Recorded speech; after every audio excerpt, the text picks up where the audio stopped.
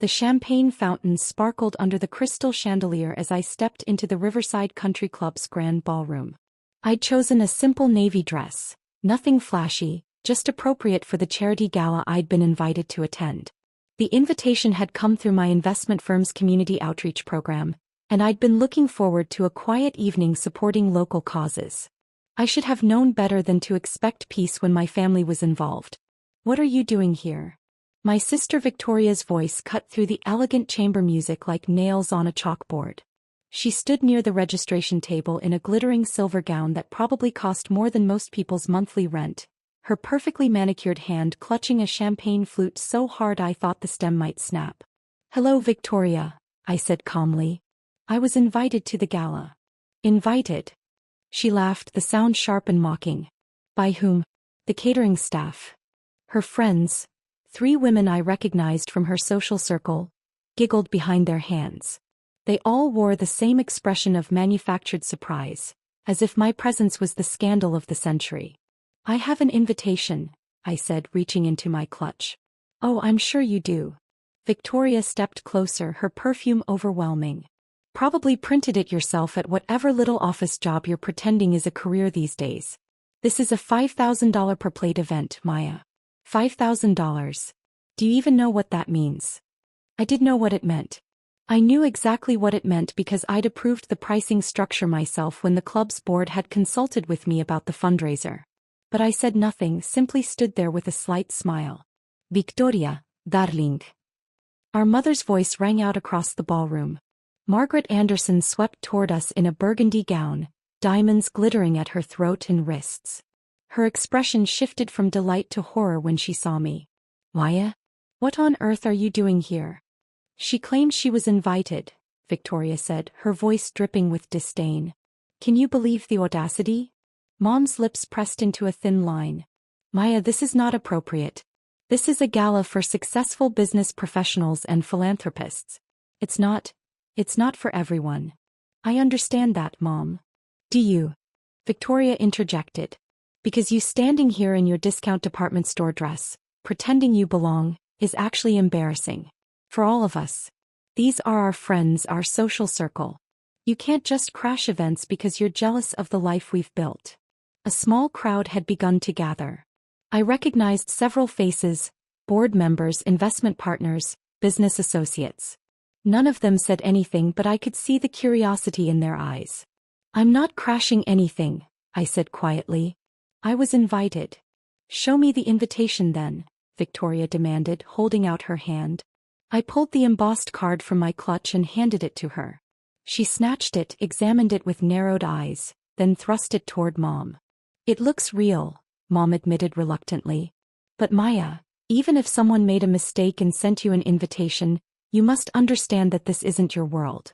The Riverside Country Club is one of the most exclusive establishments in the state. Memberships here cost over $100,000 annually. The waiting list is 3 years long. These people are CEOs, entrepreneurs, old money families. They're not." She trailed off, but I knew what she meant to say. "They're not like you." My family had always seen me as the disappointment. While Victoria had married Richard Holloway, heir to a commercial real estate empire, and Mom had maintained her position in high society after Dad's death, I'd quietly pursued my own path. They assumed I worked some mundane office job because I never talked about my work. They assumed I struggled financially because I drove a practical sedan instead of a luxury car. They assumed I was jealous of their lifestyle because I didn't flaunt wealth. They assumed wrong about everything. "Mom's right," Victoria said, warming to her theme. "Do you know who's here tonight? The governor. 3 state senators. The CEO of Patterson Industries. The chairman of Westfield Bank. These are people who actually matter, Maya. People with real influence and real money. You being here makes us look bad. It makes it look like we're the kind of family that doesn't know our place." "Our place," I repeated softly. "Yes, our place. Victoria and I belong here. You belong somewhere else. Somewhere more suited to your level." Mom's expression was almost pitying. "Surely you can understand that, dear. It's not personal. It's just reality." Richard appeared at Victoria's elbow, his expression troubled. "Victoria, maybe we should." "Stay out of this, Richard," Victoria snapped. This is family business. My sister needs to understand boundaries. A distinguished-looking man in a tuxedo approached our group. James Whitmore, the club's general manager, wore an expression of professional concern.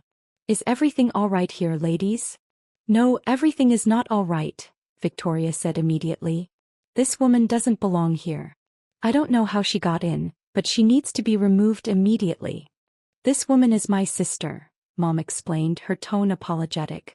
She seems to have gotten an invitation somehow, but this really isn't an appropriate event for her. We don't want to cause a scene, but could you please escort her out quietly? James looked at me, his expression carefully neutral. Ms. Anderson, is there an issue with your invitation? There's no issue at all, James, I said calmly. My invitation is legitimate. Her invitation might be real, but her presence here certainly isn't legitimate, Victoria insisted. Look, I don't know if someone made a clerical error or if she somehow manipulated her way onto the guest list, but this needs to be corrected immediately. My mother and I are long-standing members of this club. We've been coming here for 15 years. We know everyone here. We belong here. She doesn't. I'm sure there's been a misunderstanding, James said diplomatically. The only misunderstanding is my sister's complete inability to recognize when she's out of her depth, Victoria said. Her voice had risen, drawing more attention. At least 30 people were now watching the scene unfold. She's always been like this, grasping at things beyond her reach. It's pathetic. Victoria, please, Richard said quietly. People are watching. Good. Let them watch. Let them see that the Anderson family doesn't tolerate social climbing, even from our own relatives. Victoria turned back to James. I want to speak to the owner. Right now. Get me the owner of this club immediately. My heart skipped a beat, but I kept my expression serene. Victoria, I don't think that's necessary, James began. I don't care what you think is necessary, Victoria snapped. I am a member of this club. A dues-paying, respected member. I'm telling you to get the owner here right now so they can deal with this situation appropriately. My sister is not supposed to be here and someone needs to take responsibility for this disaster. Mom nodded firmly. I agree. Get the owner. This has gone on long enough. Maya needs to leave and whoever allowed her in needs to be held accountable. The crowd had grown larger. I could see phones being discreetly positioned, people pretending not to record while clearly capturing every moment. In the age of social media, scenes like this had a way of going viral. James looked at me again and I saw the slightest hint of amusement in his eyes. Are you certain you want me to proceed with this request? He asked Victoria. Are you deaf? Victoria demanded. Yes, I want you to proceed. Get the owner here immediately, or I'll make sure you're looking for a new job by Monday morning. Very well, James said smoothly. He pulled out his phone and made a brief call. The owner will be here momentarily. Victoria smiled triumphantly. Good. Finally, someone who understands how things work around here. Mom patted Victoria's arm. You did the right thing, dear. Sometimes tough love is necessary even with family. I just hope Maya learns from this, Victoria said, loud enough for everyone to hear. She's always had delusions of grandeur. Always thought she was better than her station in life. Maybe public humiliation is the wake-up call she needs. Richard looked increasingly uncomfortable. Victoria, maybe we could handle this more privately. No, Victoria cut him off. This needs to be public. Maya needs to understand once and for all that she can't just pretend to be something she's not. She can't walk into places like this and expect to be treated like she belongs. There are rules. There are standards. There are levels to society and she needs to accept her level. 3 more people approached our growing circle. I recognized them all. Catherine Price, president of the club's board of directors, Thomas Chin, the club's head of operations, and Margaret Sutton, the legal counsel. They all nodded to me subtly and I returned the gesture with the slightest incline of my head. What's this about? Catherine asked James. Ms. Holloway has requested to speak with the owner, James explained. She believes there's been an error with the guest list. An error? Victoria scoffed. That's putting it mildly. My sister somehow got herself invited to this gala, and she needs to be removed immediately. She doesn't belong here. Anyone with eyes can see that. Mom stepped forward.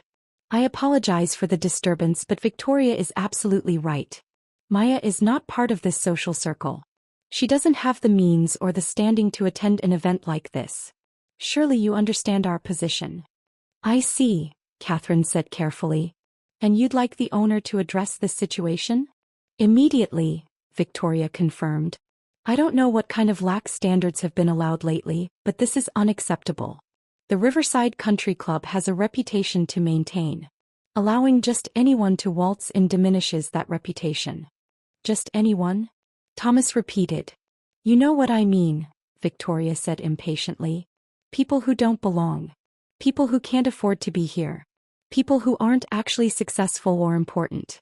People like my sister. The cruelty in her voice was breathtaking. We'd grown apart over the years, but I'd never realized how deep her disdain ran. Or perhaps I had known and simply chosen not to acknowledge it. The owner should be here any moment, James said, checking his watch.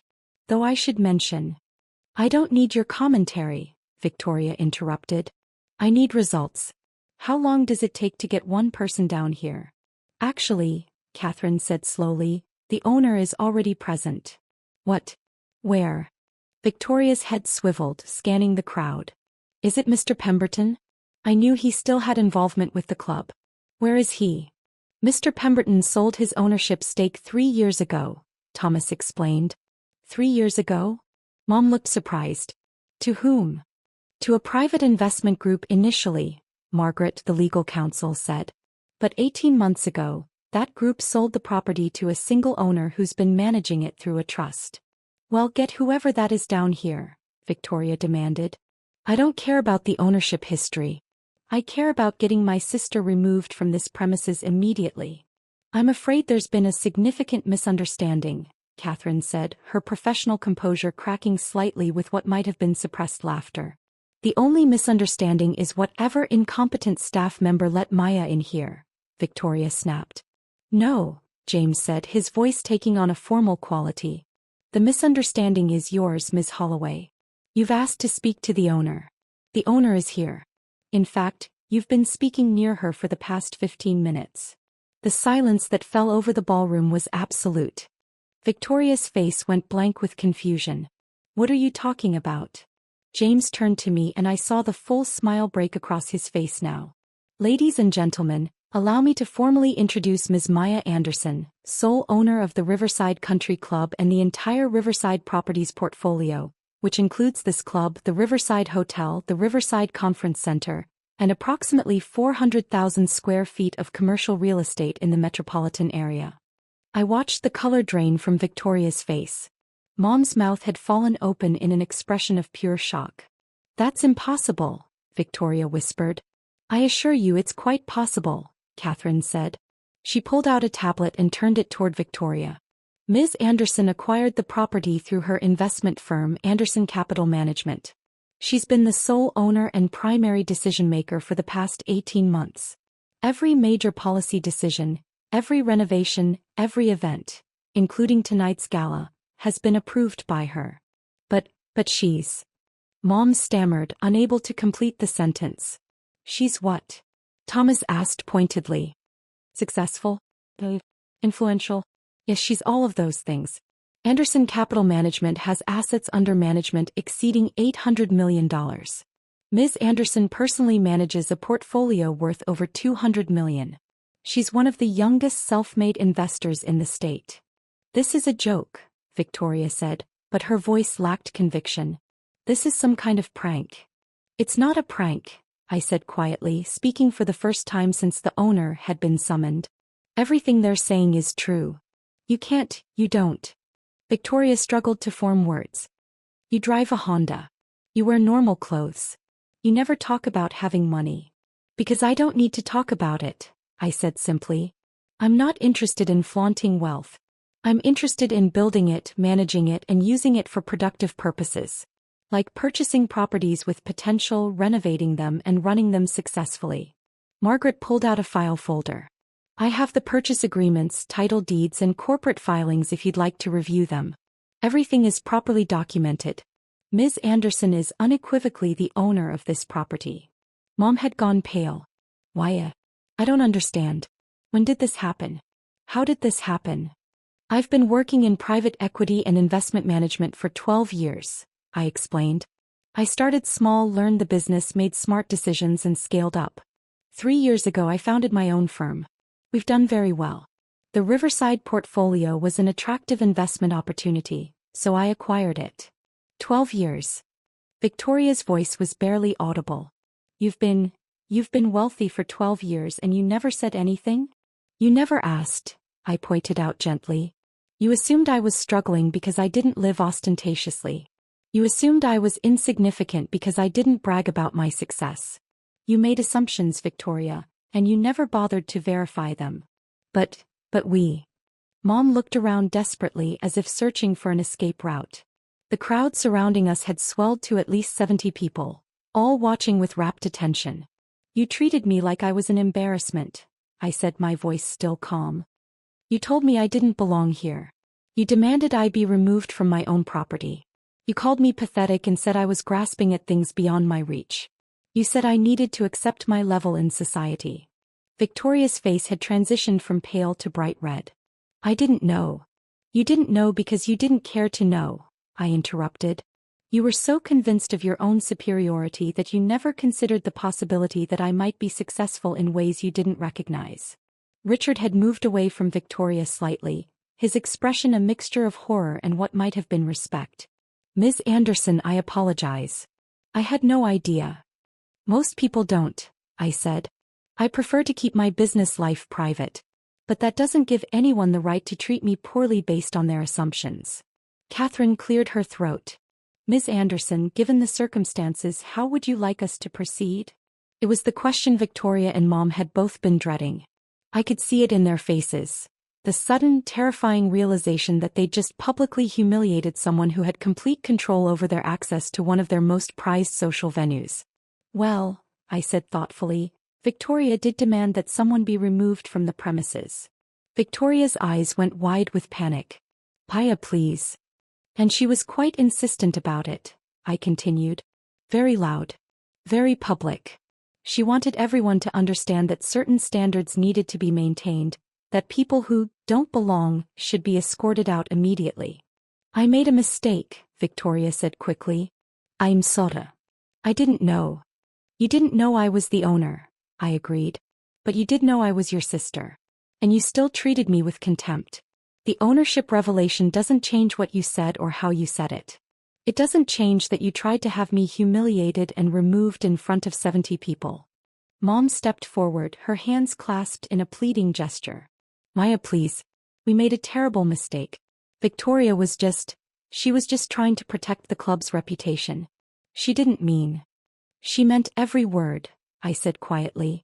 And so did you, Mom. You agreed with her. You called me inappropriate. You said I wasn't part of your world. You apologized to the staff for my presence. You asked them to escort me out quietly to avoid a scene. The crowd had gone completely silent. I could hear the clink of ice in glasses, the soft music still playing from the orchestra in the corner, the rustle of expensive fabric as people shifted to get a better view. James, I said, turning to the manager. What's the club's policy on members who create public disturbances? According to the bylaws Ms. Anderson herself approved, James said with professional precision, any member who engages in behavior that creates a hostile environment or brings disrepute to the establishment can have their membership suspended pending a board review. And what constitutes a hostile environment? I asked. Verbal abuse, public altercations, harassment of guests or staff, or any behavior that disrupts the peaceful enjoyment of club facilities by other members or their guests. I looked at Victoria.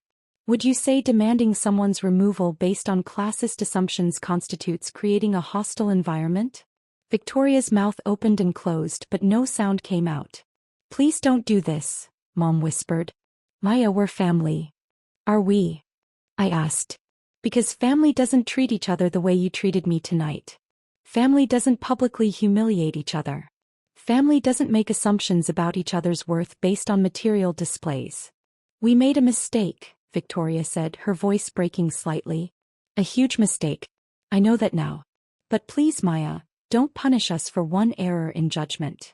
One error in judgment, I repeated. Is that really what you think this was? Victoria, you called me pathetic. You said I was grasping at things beyond my reach. You said I needed to learn my place in society. Those aren't errors in judgment. Those are reflections of how you truly see me, or at least how you saw me until 5 minutes ago. I was wrong, Victoria said desperately. I was completely wrong. I see that now. You see it now because you learned I have money and power, I said. But if I were actually the struggling office worker you thought I was, would you see it? Would you think you were wrong for treating that person the way you treated me? The question hung in the air unanswered. Catherine leaned in close to me. Ms. Anderson, the board would support whatever decision you make in this situation. I took a breath, considering my options. I could have their memberships revoked immediately. I could ban them from the property permanently. I could make a scene that would echo through their social circles for years. They'd given me every justification and part of me wanted to exercise that power. But I'd built my success on being better than that. Victoria, Mom, I said finally. Your memberships are suspended for 6 months, effective immediately. During that suspension, you'll have no access to club facilities, no voting rights in club matters and no guest privileges. After 6 months, the board will review your conduct and determine whether reinstatement is appropriate. 6 months. Victoria gasped. But the governor's ball is next month. The charity tennis tournament is in 8 weeks. I'm on the planning committee for. You were on the planning committee, Catherine corrected. Your suspension removes you from all club committees and activities. Mom looked devastated. Maya, please reconsider. 6 months is so long. What will people think? They'll think exactly what they should think, I said. That actions have consequences. That cruelty isn't acceptable, even in exclusive social clubs. That family means something, or it should. You're destroying our social lives, Victoria said, tears now visible in her eyes. Do you understand that? This club is everything to us. Our friends are here. Our connections are here. Our entire social calendar revolves around this place. Then perhaps you should have thought of that before you tried to destroy what you believed was my dignity, I replied. You wanted me removed because you thought I was beneath you. Now you're being removed because your behavior was beneath the standards of this establishment. James gestured to 2 security personnel who had been standing nearby. Ms. Holloway, Mrs. Anderson, will need you to collect your belongings and exit the premises. You'll receive formal documentation of the suspension by courier tomorrow. This is insane, Victoria said, but she was already moving toward the coat check, Richard trailing behind her with an apologetic expression. You're being vindictive. You're punishing us for not knowing about your secret life. I'm holding you accountable for how you treat people, I corrected. If you'd treated me with basic respect, with the kindness any person deserves regardless of their financial status, we wouldn't be in this situation. The fact that I own this property is irrelevant to the fundamental issue of how you chose to behave. Mom paused before following Victoria. I never meant to hurt you, Maya. But you did hurt me, I said quietly. And the sad part is, you only care now because you've learned it was a strategic mistake, not because it was a moral one. She flinched, then turned and walked away. The crowd began to disperse, buzzing with conversation. I could already imagine the texts flying across the city, the social media posts being carefully crafted, the scandals spreading through elite circles like wildfire. Catherine touched my arm gently. That was handled with remarkable restraint, Ms. Anderson. Most owners would have been far less merciful. I don't want revenge, I said. I want them to learn something. Though I'm not optimistic about the outcome. The 6-month suspension was wise, Thomas said. Long enough to be meaningful, short enough to not be permanent damage. Though I suspect they'll be much more careful about their assumptions in the future. One can hope, I said. James approached with a fresh glass of champagne. Your table is ready whenever you'd like to sit, Ms. Anderson. We have you positioned near the governor. He's been eager to discuss the club's expansion plans with you. I accepted the glass and took a moment to collect myself. The confrontation had been exhausting, even though I'd maintained my composure throughout. Part of me felt guilty for the public nature of my family's humiliation. But a larger part recognized that they'd created this situation themselves. As I walked toward my table, I passed Richard, who was waiting for his coat. He caught my eye and stepped close enough to speak quietly. For what it's worth, Ms. Anderson, I'm genuinely impressed, he said. Not just with your success, though that's remarkable, but with how you handled that situation. You could have destroyed them completely. You showed restraint. I showed consequences, I corrected. There's a difference. True, he acknowledged. I suspect Victoria will need some time to process this. She's not accustomed to being on the receiving end of reality. Are any of us? I asked. He smiled slightly. Fair point.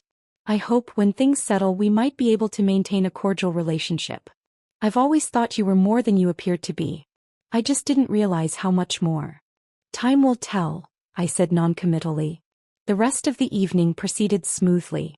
I spoke with the governor about the club's planned renovations, discussed investment strategies with several fund managers, and quietly enjoyed the fact that I could attend an event at my own property without my family's interference, at least for the next 6 months. As the gala wound down, Catherine found me near the terrace doors. The board will meet tomorrow to formally process the suspension. I don't anticipate any issues.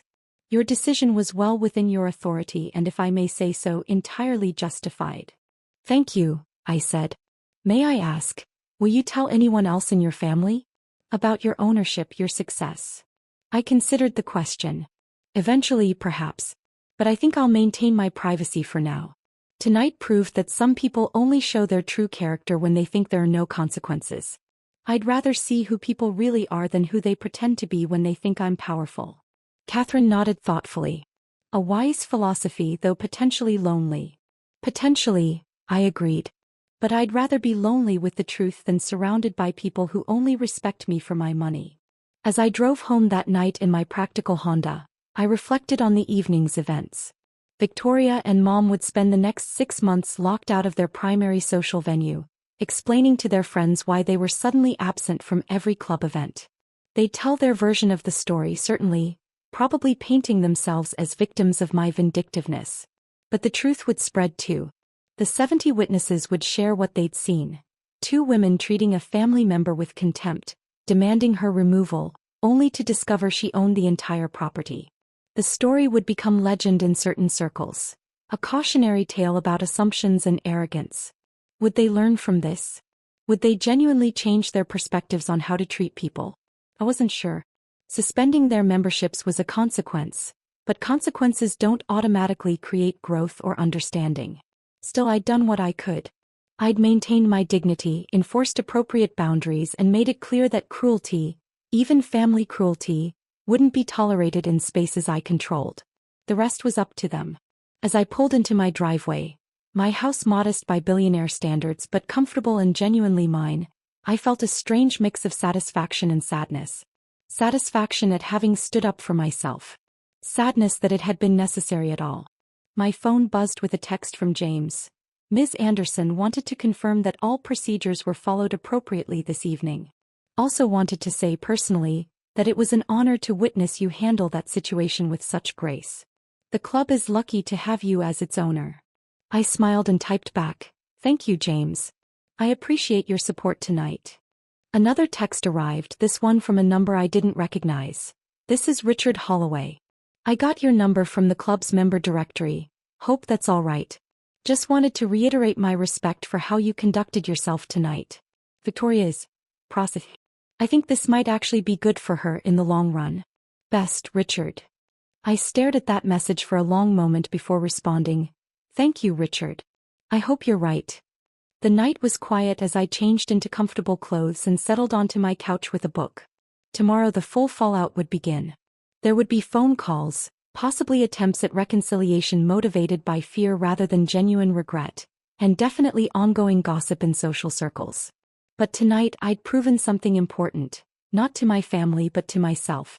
I'd proven that I could face their cruelty without compromising my own standards.